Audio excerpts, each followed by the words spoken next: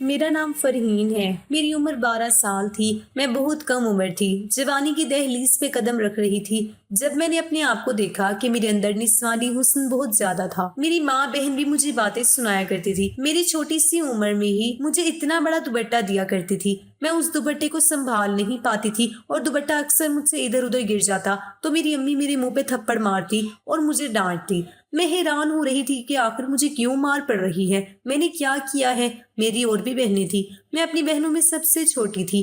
जैसे जैसे जवान हो रही थी मेरे जिस्म में कुछ तब्दीलियां आ रही थी जो बहुत ही ज्यादा अजीब थी। मैंने बाकी लड़कियों को ऐसे नहीं देखा था, कम से कम मेरी उम्र की लड़कियां तो ऐसी नहीं लगती थी। अब तो मेरी अम्मी ने कपड़ों के साथ दुपट्टे नहीं बल्कि चादरें बनाना शुरू कर दी थी। मैंने अम्मी से कहा कि मुझे गर्मी लगती है। अम्मी कहती थी कि गर्मी गई भाड़ में, इस चादर से अपने आप को लपेट के रखना, नहीं तो किसी दिन तेरे पीछे कोई मुसीबत हमारे घर में आ जाएगी। चांद रात पे मेरी सारी बहनें बाजार जाने का प्रोग्राम बना रही थी। मैंने कहा कि मैं भी चलूंगी। उन्होंने कहा कि नहीं, इस वक्त बहुत रश होता है बाजारों में, इधर उधर के सारे लड़के रफंगे आए हुए होते हैं।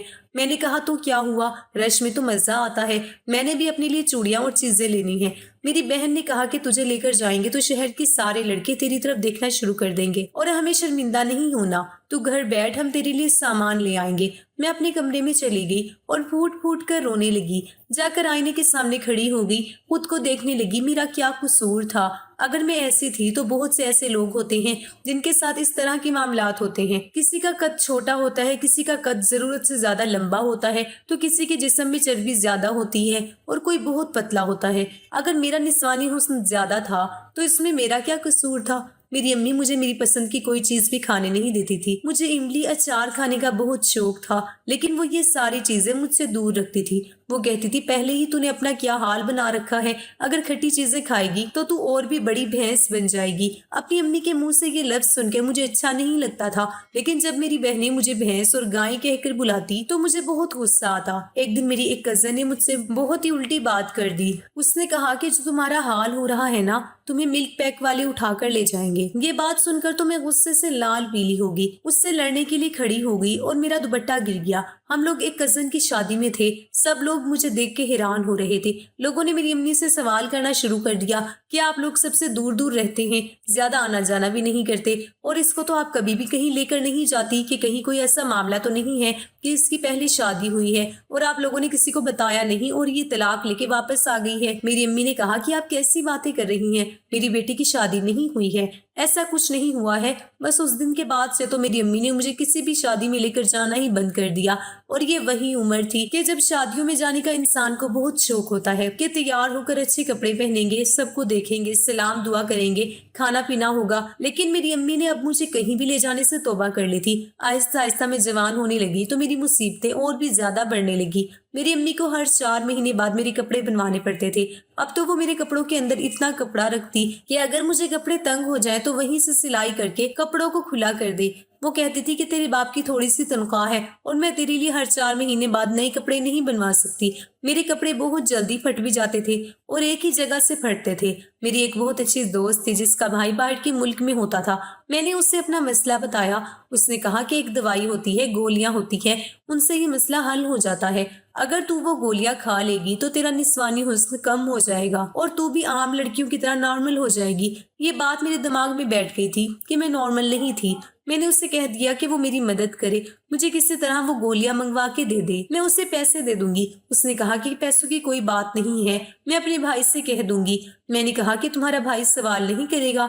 तो उसने कहा कि मैं कह दूंगी कि मेरी किसी दोस्त को चाहिए, अब इतना तो करना ही पड़ेगा। मुझे अभी से ही बड़ी शर्मिंदगी हो रही थी क्योंकि जैसे ही वो अपने भाई को बताती कि मुझे ये गोलियां चाहिए, उसका भाई समझ जाता कि मेरे लिए ही मंगवा रही है, क्योंकि मेरा उनके घर में आना जाना था और बचपन से ही सब लोगों की आंखों में आ जाती थी क्योंकि मेरा वजूद ही ऐसा था। मैं सारी सारी रात रोती थी।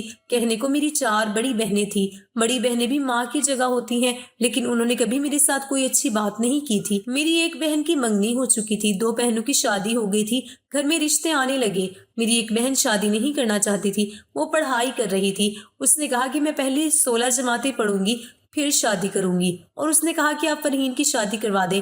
वैसे भी इस वक्त इसके जो हालात हैं, इसका रिश्ता हो जाएगा तो बेहतर है, इसका रिश्ता तलाश करने में तो बहुत वक्त लग जाएगा। मेरी अम्मी ने कहा कि हाँ, तुम्हारी बात ठीक है।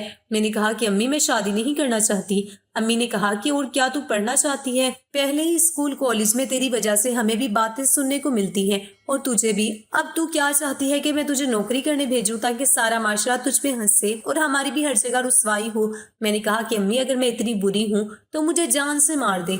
ये कहकर मैं फूट फूट कर रोने लगी। मेरी अम्मी ने कहा कि ज्यादा ड्रामे करने की जरूरत नहीं है, जुम्मे को तैयार हो जाना और काले कपड़े पहनना ताकि तेरा वजूद थोड़ा कम दिखाई दे। लड़के वाले आ रहे हैं, अगर तू उनको पसंद आ गई तो तेरी शादी करवा दूंगी, फिर तू जाने और तेरी आगे की जिंदगी, हमें कोई मसला नहीं होगा। अपनी मुसीबतों से तुझे खुद लड़ना होगा। एक दिन मेरी फुप्पो का बेटा आया हुआ था जो हमारा कजन था, लेकिन उम्र में इतना बड़ा नहीं था। वो सहन में बैठा था और मेरी अम्मी उसके पास बैठी बातें कर रही थी। मैं सहन में झाड़ू लगा रही थी। अम्मी ने जब मुझे देखा तो सीधा मेरे पास आई और मुझे कहा कि दफा हो जा अपने कमरे में, निकल जा यहाँ से, क्या कर रही है तू? मैंने कहा अम्मी मैं झाड़ू लगा रही थी। अम्मी ने कहा तू मत लगा झाड़ू, तू ऐसे काम मत किया कर जिसके लिए तुझे जमीन पे बैठना पड़े, उठ जा यहाँ से। उस लड़के के सामने अम्मी ने मेरी इतनी बेइज्जती कर दी। वो भी क्या सोचता होगा, मैं उससे 3 साल बड़ी थी। मुझे बड़ी शर्मिंदगी हुई। मैं कमरे में भाग गई और मैंने रोना शुरू कर दिया। बाद में अम्मी ने मुझे कहा कि अपने आप को देखा है, बैल बनती जा रही है और फिर उसके सामने झाड़ू लगा रही थी। अपना आप दिखाने का शौक है तुझे? मैंने कहा कि अपना आप मैंने किसको दिखाना था, वो तो बच्चा है। अम्मी ने कहा कि बच्चा नहीं है, वो जवान है, तू भी जवान है, खबरदार जो आइंदा किसी के सामने आई तो। बस करती हूँ तेरा कुछ, बुलाती हूँ रिश्ते वालों को, जल्दी बुलाती हूँ क्योंकि अब जल्दी जल्दी जान छुड़वानी पड़ेगी तुझसे। मैं इतना रोई कि मेरी आंखें सूज गई। अगले दिन घर में मेरी एक खाला आई। उन्होंने कहा कि क्या बात है, तुम्हारी आंखों को क्या हुआ? मैंने कहा कि मुझे इन्फेक्शन हो गया है। उन्होंने कहा कि फिर इसमें कोई दवाई डालो, नहीं तो बढ़ जाएगा। उनको क्या बताती कि इस दर्द की कोई दवा नहीं थी। मैं खामोश हो गई। बोलती भी तो क्या बोलती, अपनी अम्मी से लड़ाई तो नहीं कर सकती थी। मुझे इस बात का एहसास था कि वो मेरी माँ है, लेकिन वो शायद ये बात भूल गई थी कि मैं भी उनकी औलाद हूँ, वो भी सबसे छोटी, लेकिन अपने वजूद की वजह से मैं सबसे बड़ी लगती थी। जब मेरे लिए शाम को रिश्ते वाली आई तो मैंने काले कपड़े पहन लिए। मेरी अम्मी कमरे में आई और मुझे देखा। मैंने कहा कि अम्मी कैसी लग रही हूँ? मैं बहुत खूबसूरत लग रही थी। उन्होंने कहा कि ये इस सूट के साथ ये दुपट्टा क्यों लिया है? मैंने कहा कि इसके साथ यही दुपट्टा है। अम्मी ने कहा कि ये तो बहुत छोटा है। मेरी दूसरी बहन को कहा कि वो दूसरा दुपट्टा लेकर आए, वो इस सूट के साथ चल जाएगा। जब मेरी बहन वो दुपट्टा लेकर आई तो वो बहुत बड़ा था। मैंने कहा कि अम्मी मैं इस दुपट्टे को कैसे संभाल पाऊंगी? अम्मी ने कहा कि संभालना पड़ेगा, अपने आप को छुपा के बैठना, ज्यादा नीचे मत झुकना। मुझे उनकी बातें बहुत अजीब लग रही थी, पर उन्होंने मुझे दुपट्टे में ऐसे लपेट दिया कि बस मेरा चेहरा ही दिखाई दे रहा था और मुझे कहा कि 15 मिनट बाद चाय लेकर बाहर आ जाना। लड़के वाले आ चुके थे। लड़की की माँ, फुप्पो और दादी आई थी। वो लोग अम्मी से बातें कर रही थी। मुझे मेरी बहन ने आकर खबर दी। उसने कहा कि ये लोग तो ज्वाइंट फैमिली वाले हैं और उनका घर मर्दों से भरा हुआ है, क्या बनेगा तेरा वहाँ? तुझे तो अपने आप को इस तरह से छुपा के रखना पड़ेगा जैसे पुराने जमाने में मिस्र के लोग किया करते थे, जिसमें सिर्फ उसकी आंखें नजर आती थी, वो बन के घूमना पड़ेगा। वो बुरी तरह से हंसने लगी और उसके हंसने की आवाज मेरे दिमाग में लग रही थी। 15 मिनट के बाद मैं बाहर आई तो जिस तरह से मैं बाहर आई थी, जाहिर है उन्होंने मुझे देख के अजीब सा ही रद्देमल देना था। पर जब मैं सोफे पे बैठी तो मेरा दुपट्टा थोड़ा सा ढलक गया था। कुछ मैं खुद भी लापरवाह थी और कुछ मुझसे ये दुपट्टा इतना संभाला भी नहीं जा रहा था। उन्होंने कहा कि बहन बुरा न मनाइएगा, लेकिन आपकी बेटी की क्या पहले से शादी हो चुकी है? तो मेरी अम्मी ने कहा कि नहीं, इसकी शादी कहाँ से होगी, ये तो सबसे छोटी है, वो तो चौथी वाली की पढ़ाई चल रही है और वो पढ़ाई में बहुत लायक है, इसलिए हम चाहते हैं कि वो पढ़ाई पूरी कर ले तो उसकी शादी करवा देंगे। उन्होंने कहा ये तो शादीशुदा लग रही है, ऐसा लग रहा है कि इसके 2-3 बच्चे हैं, जैसे दूध पिलाने वाली माओ का हाल होता है, बिल्कुल वैसी लग रही है ये तो। कवारी लड़कियां तो ऐसी नहीं लगती, कवारी लड़कियां तो दुबली पतली होती हैं। माना कि शादी के बाद औरत का वजन थोड़ा बढ़ जाता है और जिस्मानी साख्त भी बदल जाती है, लेकिन शादी से पहले तो मैंने किसी लड़की को ऐसे नहीं देखा। मेरी अम्मी ने कहा कि नहीं, ऐसी तो कोई बात नहीं है, हम आपको कसम देने को तैयार हैं, अब इससे ज्यादा और क्या होता है। उन्होंने कहा कि नहीं, हमें तो मामला और ही लग रहा है, हमारा बेटा बड़ा लाडला है और फिर आजकल तो ठीक ठाक लड़कियों के भी लोग मुंह भर भर की बातें करते हैं। आपकी बेटी को ब्याह कर ले जाएंगे तो सारी जिंदगी लोगों के सवालों के जवाब देने पड़ेंगे। हम माजरत चाहते हैं, हमारे माशरे में रिश्ते से इनकार ऐसे नहीं होता। लोग कहते हैं कि फोन करके बाद में बता देंगे और फोन करके कह देते हैं कि हमें आपकी बेटी पसंद नहीं आई, لیکن انہوں نے تو منہ پر ہی انکار کر دیا، اور وہ بھی اتنے برے طریقے سے۔ وہ لوگ تو چلے گئے، پر امی نے مجھے تھپڑوں سے مارنا شروع کر دیا۔ انہوں نے کہا کہ تیرے اتنے سارے رشتے ریجیکٹ ہوئے، لیکن اس دفعہ جو باتیں مجھے سننے کو ملی ہیں میں زندگی بھر نہیں بھولوں گی۔ ارے میں ایک اچھی عورت ہوں، ساری زندگی ایک اچھی بیوی، ایک اچھی ماں بن کے گزاری، اور صرف تیری وجہ سے مجھے ایسی ایسی باتیں سننے کو مل رہی ہیں جو میں نے کبھی بھی نہیں سنی تھی۔ میں نے 2 دن تک کھانا نہیں کھایا، لیکن کسی نے مجھ سے یہ نہیں پوچھا۔ پھر میری دوست مجھ سے ملنے کے لیے آئی اور چوری چوری مجھے وہ دوائیں پکڑا دی۔ اس نے کہا کہ تمہاری دوائی آ گئی ہے۔ میں نے کہا کہ ہاں دو مجھے۔ میں نے ادھر دیکھا نہ ادھر، اور ایک ساتھ ہی 3 گولیاں اکٹھی کھا لی۔ میری دوست نے کہا کہ پاگل ہو گئی ہو، ایسے تمہاری طبیعت خراب ہو جائے گی۔ میں نے کہا کہ اس سے زیادہ اور کیا خراب ہوگی، بس مجھے اپنے آپ کو ٹھیک کرنا ہے، میں جلدی جلدی ٹھیک ہونا چاہتی ہوں۔ اس نے کہا کہ یہ کوئی بیماری نہیں ہے۔ میں نے کہا کہ بیماری نہیں ہے، پر میرے لیے عذاب اور مصیبت بن چکی ہے، تم نہیں سمجھو گی۔ بس تمہارا بہت شکریہ، تم نے میری مدد کی۔ میرے کانوں میں چھوٹی چھوٹی سونے کی بالیاں تھی، میں نے وہ اتار کر اسے دینے کی کوشش کی، کیونکہ میں اس کا وہ احسان نہیں لینا چاہتی تھی۔ اس نے کہا پاگل ہو گئی ہو کیا، نہیں چاہیے مجھے یہ، بس تم اپنے آپ کو سنبھالو۔ میری دوست چلی گئی، میں نے اس کے سامنے کچھ گولیاں ایک ساتھ کھا لی تھی۔ رات کو پھر میں نے گولیاں کھا لی۔ 2 دن سے میں نے کھانا نہیں کھایا تھا۔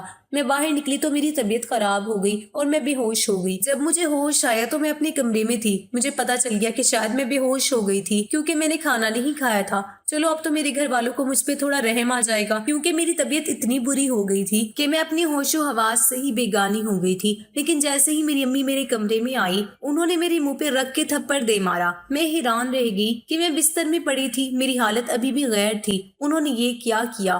انہوں نے کہا کہ بے شرم، تجھے شرم نہیں آتی؟ یہ کون سے باہر کے ملک سے تو نے گولیاں منگوائی ہیں؟ کس قسم کی گولیاں ہیں یہ جن کو تو کھا رہی ہے، اور انہی کی وجہ سے تیرا یہ حال ہوا ہے؟ اس کا مطلب کہ تیرے ارادے کچھ اور ہیں، تو جان بوجھ کے سب کو اپنا آپ دکھا رہی ہے، بتانا چاہتی ہے کہ تیرے پاس بہت زیادہ مال ہے۔ میں بڑی موٹی تازی لڑکی ہوں، شرم نہیں آتی تجھے یہ سب کرتے ہوئے؟ تجھ سے مجھے یہ امید نہیں تھی، کچھ بھی کیا ہوتا، پر یہ سب نہیں کرنا چاہیے تھا۔ اب تو میں اپنی امی کی طرف دیکھ بھی نہیں رہی تھی، بس سسک سسک کر رو رہی تھی۔ امی نے وہ گولیاں باتھ روم میں پھینک دی اور اوپر سے پانی پھینک دیا۔ انہوں نے کہا کہ آئندہ تو نے اگر اس طرح کی حرکت کی تو کسی رنڈوے 4 بچے کے باپ سے تیری شادی کروا دوں گی، پھر سنبھالتی رہنا غیروں کے بچے۔ 2 ہفتے تک پورے گھر میں کسی نے مجھ سے بات نہیں کی، میری اوقات ایسی کر دی جیسے میں گھر میں ہوں ہی نہیں۔ کھانا بھی نہیں پوچھتے تھے، مجھ سے کوئی بات بھی نہیں کرتا تھا، ایسے لگتا تھا کہ نفسیاتی مریضہ بن گئی ہوں، پاگل ہو گئی ہوں میں۔ پھر میرے لیے ایک رشتہ آیا، لڑکے کی ماں دیکھنے کے لیے آئی تھی، لیکن لڑکی کی ماں اندھی تھی۔ ان کے ساتھ ان کی ایک بھانجی بھی تھی۔ اس نے ان کو بتایا کہ لڑکی اچھی ہے، ہمیں پسند ہے۔ میں چپ چاپ بیٹھی تھی، میں نے کوئی بات نہیں بولی، اپنے آپ کو چادر میں چھپا کے رکھا تھا۔ میری بہنیں ہنس رہی تھی کہ اگر تمہاری ساس کی آنکھیں ہوتی تو وہ کبھی بھی تمہارے لیے ہاں نہ بولتی، اور جو لڑکی ساتھ آئی تھی اس کی عمر تو کم تھی، اسے کیا پتا کہ تمہاری کیا حالات ہیں۔ اب میں کسی بھی بات کا جواب نہیں دیتی تھی، میں نے اپنے لیے لڑنا چھوڑ دیا تھا، کیونکہ مجھے پتا تھا کہ ابھی میرے سامنے ایک اور جنگ تھی۔ میرے شوہر نے بھی مجھے باتیں سنانی تھی، اس نے بھی کہنا تھا کہ تمہاری پہلے شادی ہوئی ہے، کیا تم بچوں کو دودھ پلاتی رہی ہو، یا تمہاری کوئی بچے پیدا ہوئے ہیں؟ مجھے یہ سب کچھ سننے کی عادت ہو گئی تھی۔ جب میری شادی کی تیاریاں ہو رہی تھی تو میرے لیے کپڑے بن کر آ رہے تھے۔ میری ساس بہت اچھی تھی، بہت پیار سے بات کرتی تھی۔ انہوں نے کہا کہ کپڑے پہن کے ایک دفعہ دیکھ لو۔ میری بہن کے منہ سے نکل گیا، اس نے کہا ابھی تو شاید پورے آ ہی جائیں، لیکن بعد میں تو کھلے کروانے ہی پڑیں گے، شاید 1-2 ہفتے بعد ہی کھلے کروانے پڑیں۔ میری ساس نے کہا کہ ایسی باتیں کیوں کر رہی ہو، ضرور مذاق کر رہی ہو، لیکن ہونے والی دلہن کے ساتھ ایسا مذاق نہیں کرتے۔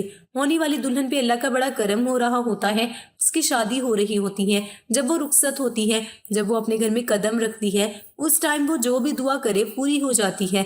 اس کا دل مت دکھاؤ۔ میں نے اپنی ساس کی طرف دیکھا تو میں حیران ہو گئی، میری بہن کی شکل ایسی بن گئی جیسے اس کی بے عزتی ہو گئی ہو۔ پہلی دفعہ ایسا لگا کسی نے میرا ساتھ دیا ہے، لیکن وہ تو آنکھوں سے اندھی تھی، اگر مجھے دیکھ لیتی تو شاید کبھی میرا ساتھ نہ دیتی۔ میں نے اپنے شوہر کی تصویر دیکھی تھی، وہ مجھے شکل سے ہی بہت غصے والا لگ رہا تھا۔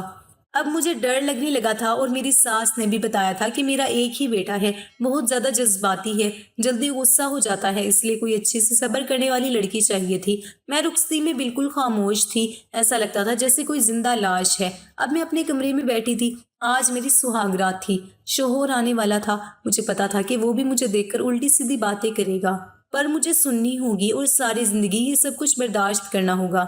میرے شوہر نے جیسے ہی کمرے میں قدم رکھا मैं तो डर गई। उसने अपनी शेरवानी उतार कर एक तरफ रख दी और अब वो शलवार और कमीज में था। उसने आकर मेरा घूंघट उठाया और कहा कि माशाल्लाह, और फिर कहा कि आप बहुत खूबसूरत हैं। मैं हैरान हुई कि अभी सब कुछ नॉर्मल तरीके से क्यों चल रहा था। फिर उसने मेरे सामने मुंह दिखाई का तोहफा रखा और कहा कि आपको अपना तोहफा पसंद आया। फिर वो मुझसे बातें करने लगा कि आज हमारी जिंदगी की शुरुआत हो रही है, हम एक दूसरे का साथ देंगे, हमेशा एक दूसरे के साथ खड़े रहेंगे। आप मुझे बहुत अच्छी लगी हैं। मुझे ऐसा लगता है कि आपके साथ मेरी जिंदगी बहुत अच्छी गुजर जाएगी। रात भी गुजर गई, अगला दिन भी आ गया।